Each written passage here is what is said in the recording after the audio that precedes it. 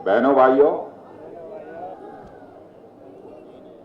नेताओं का स्वागत करने के लिए ताली बजाने की अपील करनी पड़ रही है।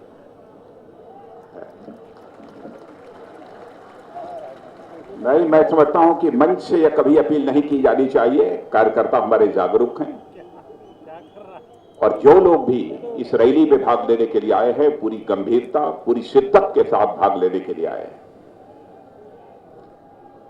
भारतीय जनता पार्टी दिल्ली प्रदेश के अध्यक्ष श्री विजय गोयल और हमारे दिल्ली विधानसभा में नेता प्रतिपक्ष डॉक्टर विजय कुमार जी मल्होत्रा, पूर्व अध्यक्ष डॉक्टर हर्षवर्धन जी, पूर्व अध्यक्ष श्री विजेंद्र गुप्ता, पूर्व अध्यक्ष श्री मांगेराम जी गर्ग, पूर्व अध्यक्ष डॉक्टर ओपी कोहली जी और हमारी राष्ट्रीय मंत्री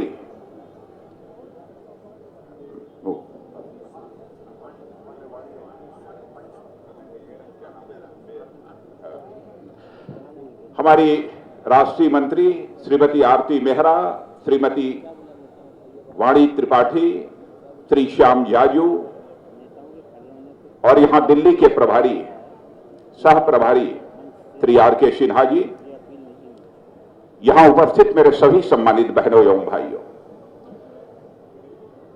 भाइयों, सबसे पहले तो मैं दिल्ली के प्रदेश अध्यक्ष श्री विजय गोयल और सभी भारतीय जनता पार्टी के कार्यकर्ताओं को और दिल्ली की समस्त जनता को मैं धन्यवाद देना चाहता हूं, उनका मैं स्वागत करना चाहता हूं कि जितनी विशाल रैली आज इस रामलीला के मैदान में हो रही है, मैं समझता हूं कि अब किसी को कहने की आवश्यकता नहीं है। पूरे दिल्ली को यह संदेश आज की रामलीला ग्राउंड की रैली से चला गया है कि अब दिल्ली की सरकार को जाने से दुनिया की कोई ताकत रोक नहीं सकती है। लेकिन बहनों भाइयों, जब आपके सामने मैं यहां पर बोलने के लिए खड़ा हुआ हूं, सचमुच हमारे दिल में एक दर्द है और साथ ही साथ हमारी इस समय भुजाएं भी फड़क रही हैं, क्योंकि अभी अभी यह सूचना प्राप्त हुई है कि पुंछ सेक्टर में पाकिस्तान ने भारत की 5 चौकियों पर हमला किया है और भारत पाकिस्तान के बीच लगातार गोलीबारी जारी है। 48 घंटों में पाकिस्तान ने 3 बार सीज फायर का उल्लंघन किया है। मैं कांग्रेस नेतृत्व की यूपीए सरकार से पूछना चाहता हूं, कब तक पाकिस्तान के साथ बातचीत का यह सिलसिला चलता रहेगा? जब से हमें आजादी हासिल हुई है, आजादी हासिल होने के बाद कई बार पाकिस्तान के साथ 48 से लेकर कई बार पाकिस्तान के साथ युद्ध हो चुका है। फिर भी बराबर बातचीत के लिए हमारी सरकार आतुर रहती है। पाकिस्तान के प्रधानमंत्री पाकिस्तान के राष्ट्रपति के साथ बातचीत करने को तैयार हो जाती है।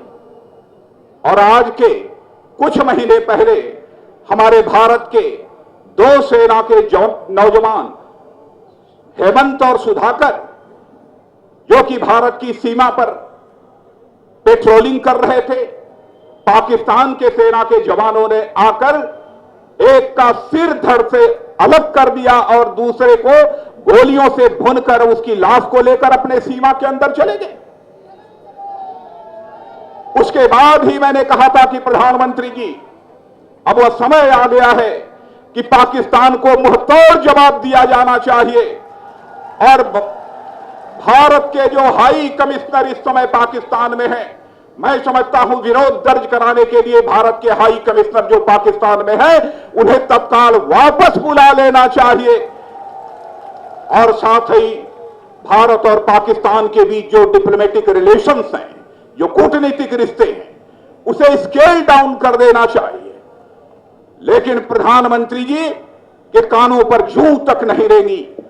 बराबर समझौतावादी रास्ता अख्तियार करने की प्रधानमंत्री जी ने कोशिश की है। यदि समय रहते हुए यदि प्रभावी कदम भारत सरकार ने उठाया होता तो मैं समझता हूं कि पाकिस्तान को आज हमारे भारत की चौकियों पर हमला करने की जरूरत न होती। अभी आज के कुछ दिनों पहले हमारे भारत के सेना के 5 जवानों की पाकिस्तान के सेना के जवानों ने हत्या कर दी, गोलियों से भून डाला।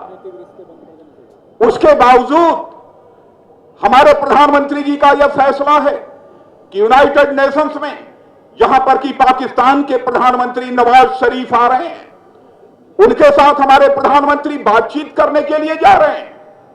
प्रधानमंत्री जी, मैं 2 टूक शब्दों में बतलाना चाहता हूं, आज ही आपके द्वारा ऐलान होना चाहिए कि यूनाइटेड नेशंस में पाकिस्तान के प्रधानमंत्री नवाज शरीफ के द्वारा अब कोई बातचीत नहीं की जाएगी, इसका ऐलान किया जाना चाहिए।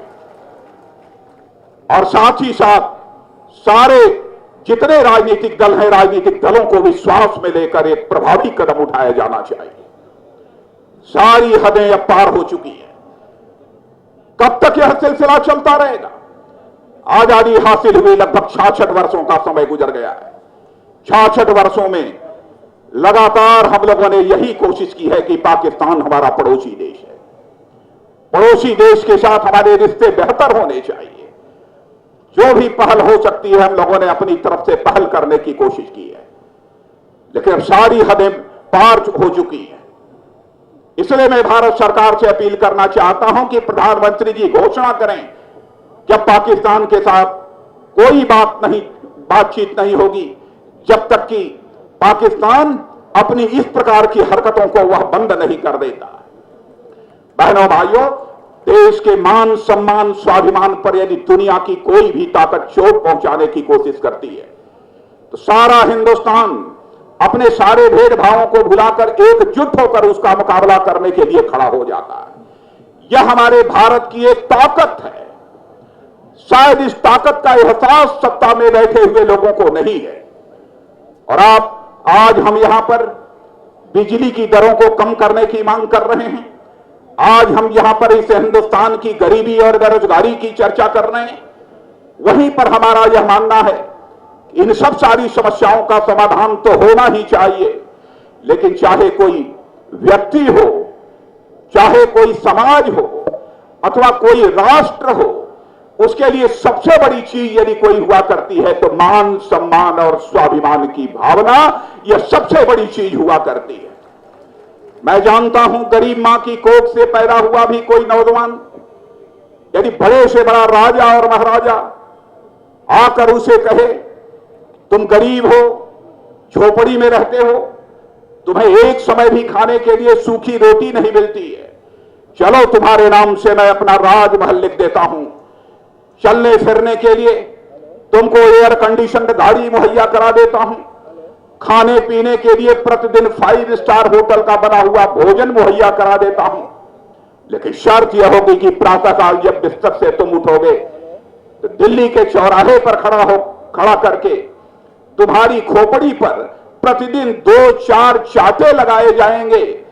तो भले ही वह नौजवान गरीब मां की कोख से क्यों न पैदा हुआ हो, उसका स्वाभिमान जाग उठेगा और राजा को ललकारते हुए कहेगा, ऐ राजा, तुम्हारे राजमहल को मैं पैरों से ठोकर मारता हूं, लेकिन अपनी खोपड़ी पर कभी मैं चाटे नहीं खा सकता। यह होती है मान सम्मान स्वाभिमान की भावना। और मैं समझता हूं इसी स्वाभिमान की भावना के कारण ही जिस समय हमें आजादी नहीं हासिल हुई थी, अंग्रेजों की हुकूमत थी, चंद्रशेखर आजाद जैसा नौजवान यही इलाहाबाद, उत्तर प्रदेश का इलाहाबाद, उसके कंपनी गार्डन में अपने रिवाल्वर की गोलियों से अंग्रेज दुश्मनों को भूनते भूनते जब रिवाल्वर में अंतिम गोली शेष बची तो स्वाभिमानी चंद्रशेखर आजाद को यह चिंता सताने लगी, कहीं विदेशियों के रिवाल्वर की विदेशी गोली हमारे सीने में प्रवेश कर कहीं हमारे जिस्म को नापाक न कर दे। इसलिए स्वाभिमानी, राष्ट्रीय स्वाभिमान के धनी चंद्रशेखर आजाद ने अपने ही रिवाल्वर की अंतिम गोली अपने सीने में दाग लेने का काम किया था। ऐसे स्वाभिमानी नौजवानों के कारण ही यह भारत आजाद हुआ है। इस सच्चाई को हमारे हिंदुस्तान के हुक्मरानों को नहीं भूलना चाहिए, क्योंकि यदि मान सम्मान स्वाभिमान नहीं रहेगा तो मैं समझता हूं यदि कोई व्यक्ति है उसका व्यक्तित्व पूरी तरह से समाप्त हो जाता है। वह व्यक्तित्व पूरी तरह से शून्य हो जाता है और स्वाभिमानी राष्ट्र जो नहीं होगा, उस स्वाभिमानी राष्ट्र की भी कोई इज्जत, कोई प्रतिष्ठा अंतरराष्ट्रीय जगत में नहीं रह जाती है, वह पूरी तरह से समाप्त हो जाती है। बहनों भाइयों, आज जो कांग्रेस की हुकूमत चाहे केंद्र में है अथवा दिल्ली में, अब इनसे कोई ज्यादा उम्मीद नहीं की जा सकती है। जब से आए हैं तब से कैसे हालात इस हिंदुस्तान में पैदा हुए हैं, उसके बहुत अधिक विस्तार में मैं जाने की आवश्यकता नहीं समझता हूं, आप सभी अच्छी तरह परिचित हैं।